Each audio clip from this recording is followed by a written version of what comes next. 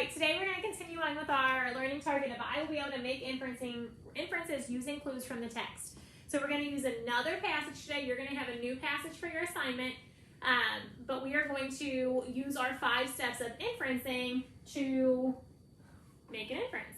So let's review what those steps are. So the first step, step 1, is to read the passage. You can't make an inference if you don't read the passage. So step 1 is read the passage. Step 2 is read your question. So we have read the passage, read the question, then we had find relevant clues. And we talked about how relevant clues have to do with the question. So if I talked about, the example that we gave last week was if I come in, slam on the door, yell, and point my finger, and I asked how I'm feeling, what inference are you making about how I feel, you wouldn't say, well, you're wearing a green sweater. That doesn't tell you anything about how somebody feels. That's just telling you what they're wearing. So you're going to find relevant clues. So step 1 is read the passage. Step 2 is read the question. Step 3 is find relevant clues. Step 4 is figure out what your clues have in common. And then step 5 is make your inference. Last week we used a fancier way of saying that, but this week that was just a fancy way of saying make your inference. So if I look at that, there you go. All right, so I have our passage that we're going to use pulled up here. So we're going to do step 1 and read the passage so you can follow along with me. Shannon hung her backpack in the locker and settled into her seat. She rubbed her eyes and let out a big yawn as Mr. Krantz entered the room. She struggled to keep her eyes open as Mr. Krantz droned on with attendance and lunch choices. After the morning routine, he walked to the front of the room and began math class. Good morning, young mathematicians. I hope your take-home test was a great addition to your evening. Hopefully it didn't subtract too much of your time, Mr. Krantz said with a snicker. When the words take-home test left Mr. Krantz's lips, Shannon's eyes widened. She started to panic. Shannon frantically dug through the math folder, but it was stuffed with doodles, notes home to her parents, and unfinished worksheets from other subjects.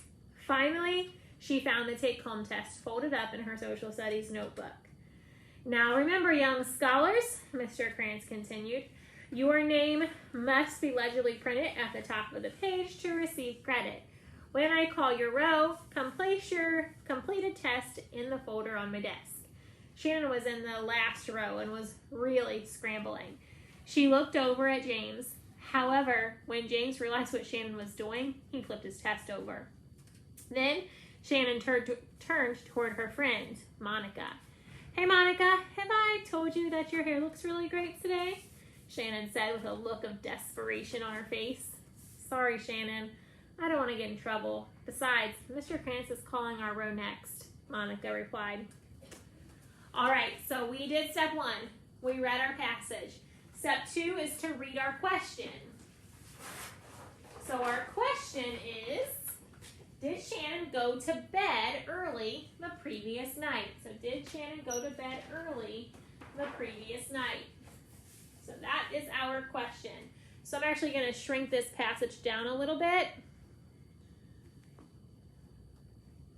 just so I have enough to, I can see it if I need to. So did Shannon go to bed early the previous night? So I'm going to move this to the side here. So now I've got to find step 3, my relevant clues. I'm looking for clues that tell me, did she get enough sleep last night? So when I read my passage, I remember seeing, so it says, settled in her seat, she rubbed her eyes and let out a big yawn. So she rubbed her eyes. She rubbed her eyes. She let out a big yawn.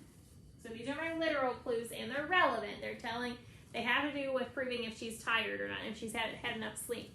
So then Mr. Krantz entered the room. She struggled to keep her eyes open as Mr. Krantz droned on with attendance and lunch choices. After the morning routine, he walked to the front of the room and began math class. So, struggled to keep her eyes open. Struggled to keep eyes open. All right, so I think that's probably about all the clues that I have for that one. So now I need to figure out, what do my clues have in common? How can I group these together?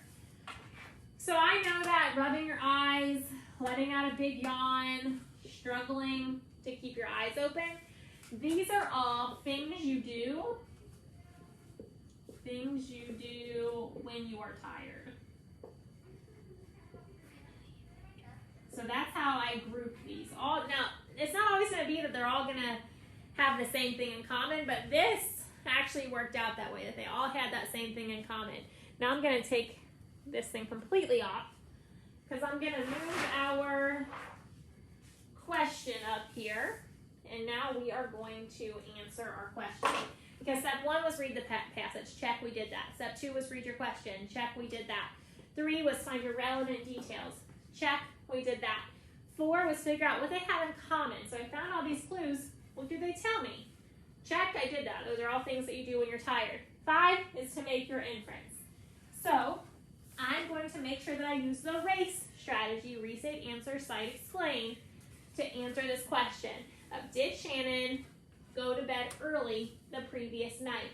So I need to start with I think, I believe, something like that. So I think, I'm going to restate, I think Shannon, I'm going to answer my question too, did not go to bed early the previous night.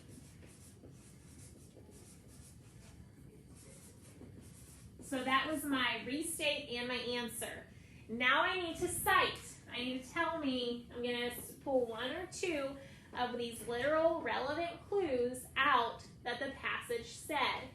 I know that these 2 were in the same sentence, so I think I'm just going to use these 2. So the text says, comma, quote, Shannon rubbed her eyes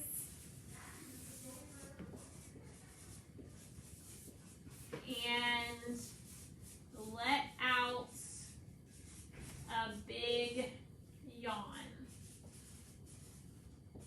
And my quotation marks. Okay, so here is my restate and answer. My cite is when I say exactly what the text says.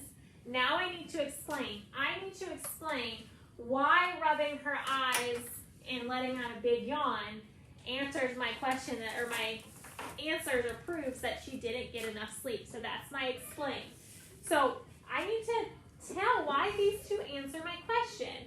So when someone is tired, they usually rub their eyes. Rub their eyes and yawn. Are any of you yawning at home as I say that word? All right, so my explain is when someone is tired, they usually rub their eyes and yawn. So I didn't pull anything else from the text. I used my background knowledge. I know when I'm sitting in class, if I'm looking out and I've got people going like this and yawning, that was a real yawn. This is a real yawn. Then they're probably tired. And if you got enough sleep, then you're not going to be doing those things. So I use my background knowledge of, I know that when people rub their eyes and yawn, that they're usually tired. So here's my response. I think Shannon did not go to bed early the previous night. The text says, Shannon rubbed her eyes and let out a big yawn. When someone is tired, they usually rub their eyes and yawn. That's my response. I restate it, I answer, I cite it, and then I explain why my cite made sense, why it proves my answer. So that's what you're going to do with your passage today. Just read it, and then you're going to fill in those purple boxes, just like you have your blue boxes, and then you're going to answer your question using RACE. Let me know if you have any questions.